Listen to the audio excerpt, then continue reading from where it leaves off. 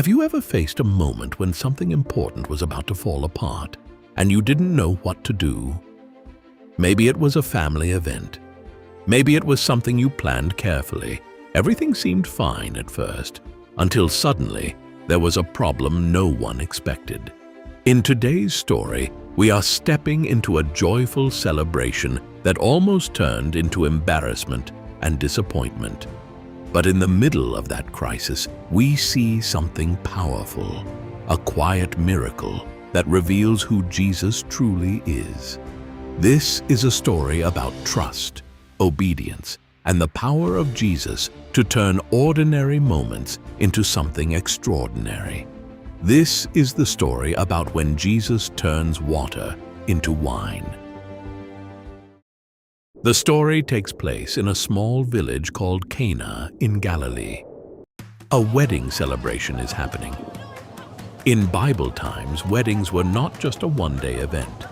They could last for several days.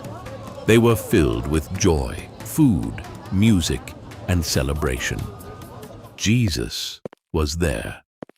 His mother, Mary, was also invited. His disciples, the men who were beginning to follow him, were there too.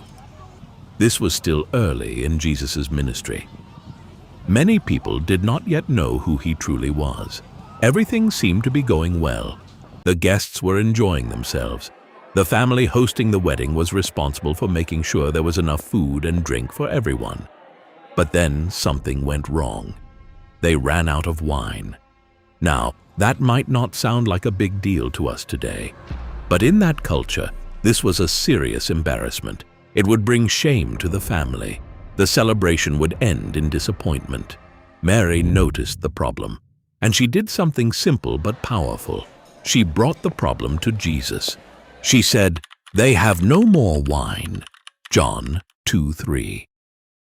Jesus responded in a way that might sound surprising at first. He said, "My hour has not yet come." John 2:4. But Mary did not argue. She simply turned to the servants and said, "Do whatever he tells you."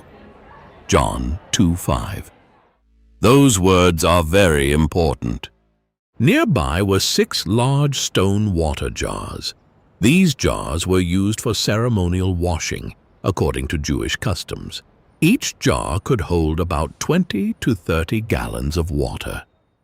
Jesus told the servants, "Fill the jars with water." And they filled them.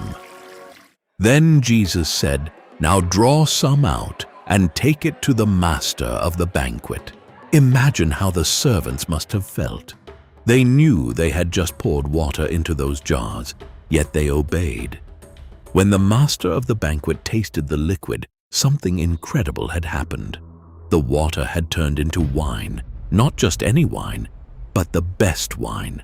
The master of the banquet called the bridegroom and said, "Everyone brings out the choice wine first, and then the cheaper wine after the guests have had too much to drink.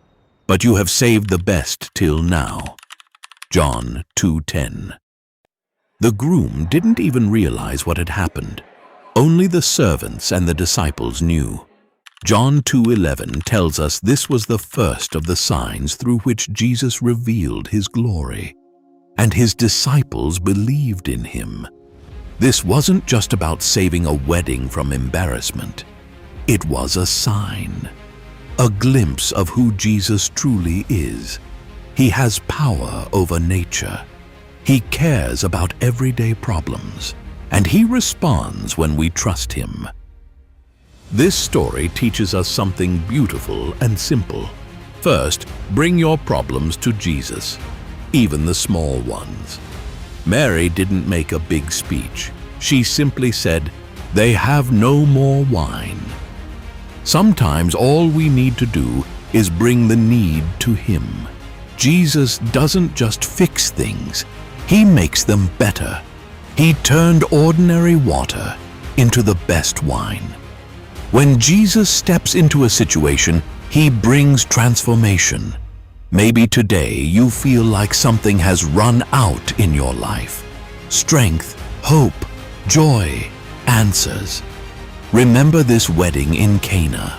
The same Jesus who turned water into wine is able to step into your situation. When you trust Him and obey Him, He can turn ordinary moments into something extraordinary. And that is the power of faith.